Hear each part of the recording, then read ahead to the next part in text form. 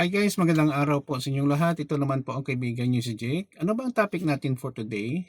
Topic natin for today, mga dahilan kung bakit maraming skill mismatch ang mga graduates ng IT at mag-apply sila ng trabaho sa industry, no? Skills mismatch, no? In terms of skills sa information technology.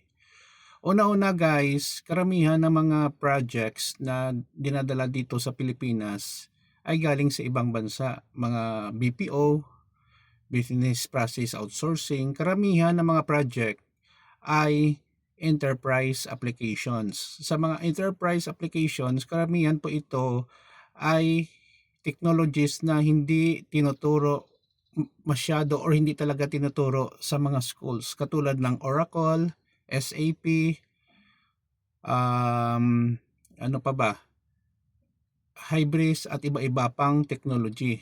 Bakit po? Una-una sa lahat, those technologies na nasabi ko ay for enterprise business applications. Sobrang mahal, millions of dollars po ang anong licensing at hindi kaya ng isang paaralan.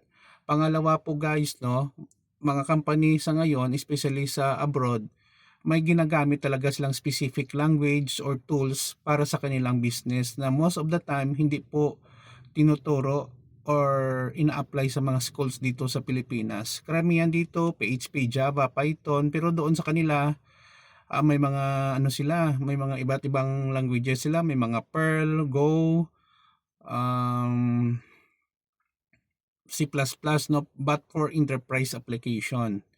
So sa akin lang, kung ikaw ay isang estudyante nakapagtapos ng course ng IT, Computer Science, MIS, and then when you are trying to apply for those companies, dapat siguro mag-review ka lang and then try mo talaga pag-aralan na ikaw na lang mag-aral, mga tutorial sa YouTube.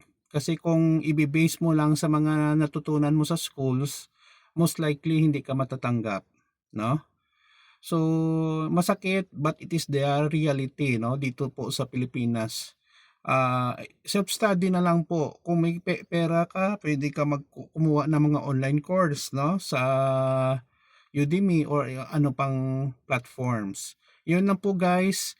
Maraming salamat. Please follow me and subscribe to my YouTube channel and then my Facebook page.